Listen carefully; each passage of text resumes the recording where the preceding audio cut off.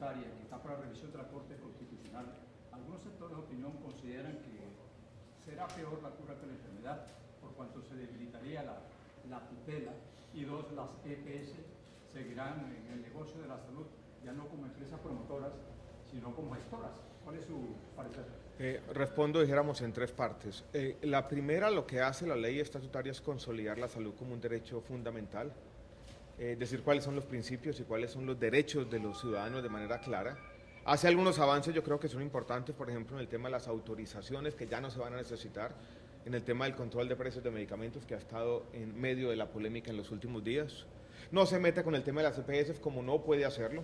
Recuerden que la ley estatutaria es una ley general que decide el qué, cuál es el contenido o el núcleo esencial del derecho fundamental a la salud.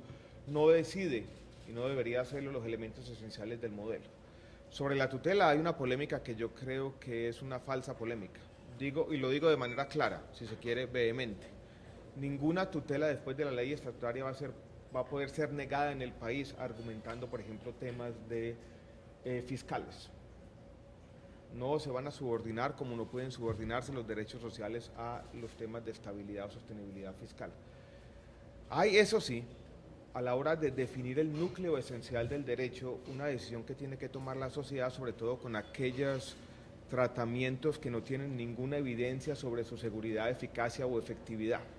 Si tenemos un tratamiento médico que es en el fondo o está basado no en la evidencia, sino en ciertos criterios empíricos o muchos tratamientos que son básicamente basados en charlatanería, van a ser excluidos del núcleo esencial, y si así lo define la sociedad, con la evidencia en la mesa, con el concepto de las sociedades científicas, con el concepto de los pacientes, podrá ser excluido del núcleo esencial y por lo tanto en un futuro podría no ser tutelable.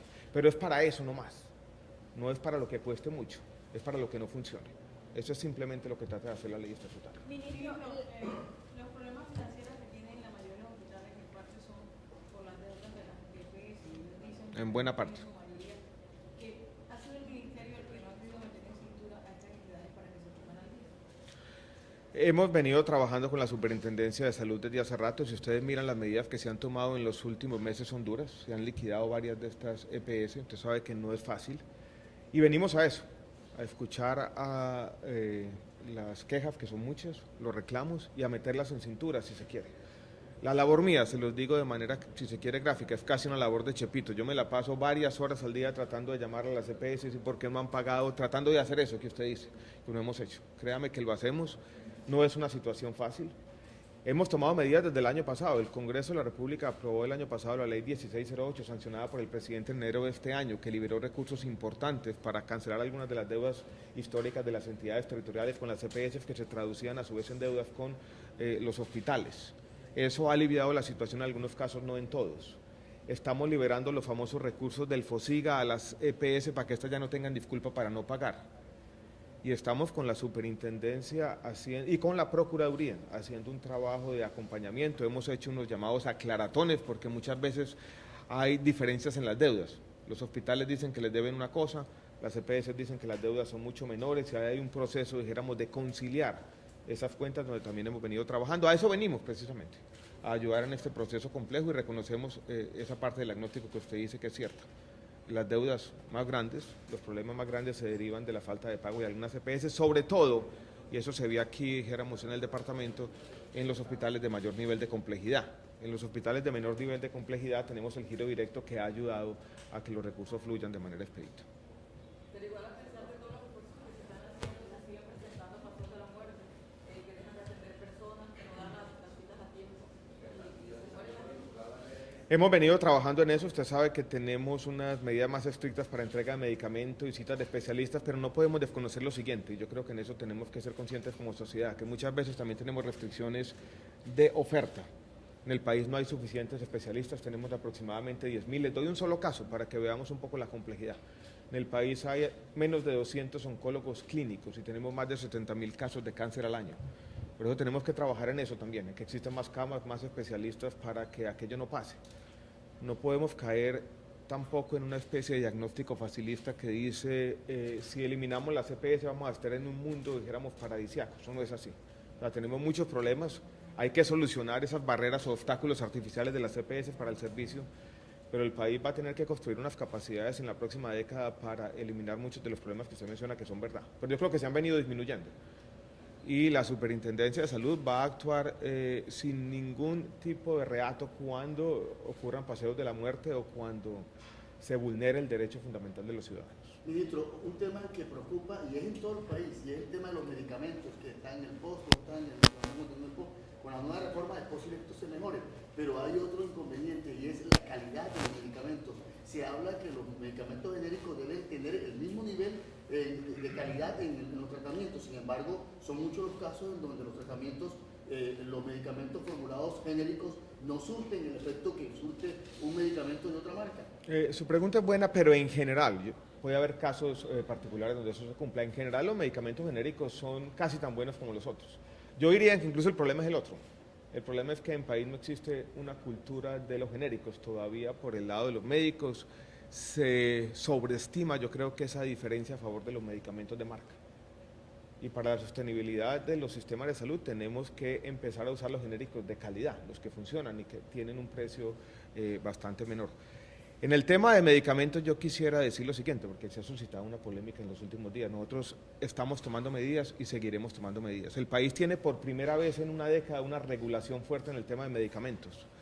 Lo que vamos a hacer, y lo vamos a explicar bien en los próximos días, es coger una muestra de 17 países, mirar los precios de estos medicamentos monopólicos donde no existe competencia y asegurar que los medicamentos en Colombia van a estar entre el grupo de los 4 o 5 países con los menores precios, para que no se sigan presentando los abusos sistemáticos que ustedes van a Venezuela, van a Ecuador o comparan con Francia y con España y los medicamentos aquí son mucho más caros.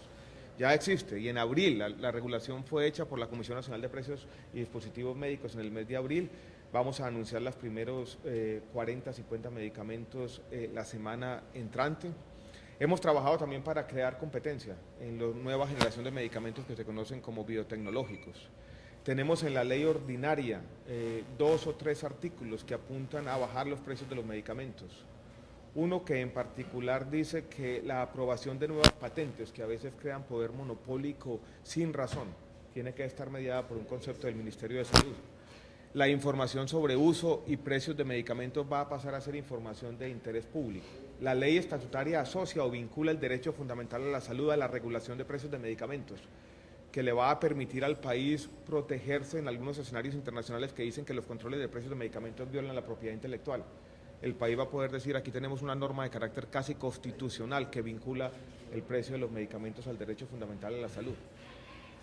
Yo tuve una polémica, lo voy a decir de manera clara, con el periodista Juan Gosaín, donde yo cometí algunos errores de forma, pero me pareció que en su momento ese artículo desconocía todo esto que les acabo de contar y que en algún momento decía que nos estábamos burlando de la gente. No nos estamos burlando de la gente, yo lo digo de manera clara y vehemente, estamos haciendo cosas, no se han traducido todavía en su plenitud a lo que a la gente le interesa, y es que los medicamentos de la farmacia siguen siendo muy caros porque la regulación está apenas en un proceso de implementación. Pero ahí tenemos el método y la voluntad para acabar con los abusos históricos en los precios de los medicamentos. Ministro, la reforma de la salud contempla la creación de un fondo común para manejar los recursos de las instituciones de salud. ¿Cómo garantizar que estos dineros lleguen alrededor de las 30.000 instituciones que hay en el país? Muy buena pregunta. Contempla la creación de ese fondo que se conoce como Salud Mía, que va a generalizar lo que hoy sucede con el giro directo del régimen subsidiado. Ya las EPS van a desaparecer o se van a transformar de manera sustancial, ya no van a manejar los recursos, por eso hemos dicho ya no existirá intermediación financiera. Lo que ha hecho el gobierno históricamente es que le entrega a las EPS la plata, la liquidez, y las EPS deciden si pagan o no. Ya los recursos van a estar, dijéramos, en Salud Mía. Lo que va a pasar es que el hospital le envía la cuenta a Salud Mía le dice a la EPS, mire, esta cuenta es verdad, la EPS tiene 10 o 15 días para decidir si la aprueba o no. Si no la aprueba, de un silencio administrativo y Salud Mía le va a girar directamente a los hospitales, a los 10.000, 15.000 IPS que existen en el país. Eso va a agilizar el flujo de recursos, nos va a permitir tener más información y nos va a permitir, dijéramos, que algunos de los abusos del pasado terminen de una vez por todas. Existen preocupaciones sobre cómo va en la práctica a operar esto, dificultades operativas que se pueden presentar, por eso tenemos una transición de 2 años en la reforma. Pero la buena noticia es que estamos trabajando ya simultáneamente a la discusión de la reforma a la salud en los temas de implementación. Incluso tuvimos unas reuniones con implementadores esta semana para que eso funcione bien como tiene que ser. Ministro, en el segundo mandato el presidente Uribe inauguró una unidad oncológica en el departamento del Cesar. ¿En dónde? ¿En dónde? Aquí está cerca, en la zona adyacente al Hospital Rosario de María de López. Y lo que es que ese día cortó la cinta, se bañó en el río Guatapurí, se lavó las manos y no tenemos unidad oncológica. Soy sincero, no conozco, dijéramos, la problemática, para eso estamos aquí. Vamos a ver qué es lo que pasa, por qué no está funcionando. Yo no sé, gobernador, si usted conoce, dijéramos, los detalles o las particularidades. Para eso sirven esas visitas, para conocer esa problemática y para que seamos, dijéramos, socios en la solución de esos problemas. Me parece que eso es una frustración para la ciudadanía. No sé si esa unidad oncológica es pública o privada, pero tiene que estar funcionando, es pública. Peor aún, peor aún. Tomo nota y entenderemos qué pasa y trataremos de dar una solución. Tiene en su interior un equipo que costó miles de millones de pesos. Una tragedia, no puedo decir nada más que eso. Vamos a ver qué podemos hacer. Esta tarde vamos a ir al Rosario. Vamos al Rosario y entenderé la situación y gracias por llamarnos la atención sobre un tema que no puede ser así. Bien. Listo, muchachos. Gracias. Hablamos por la tarde. Muchas gracias a todos.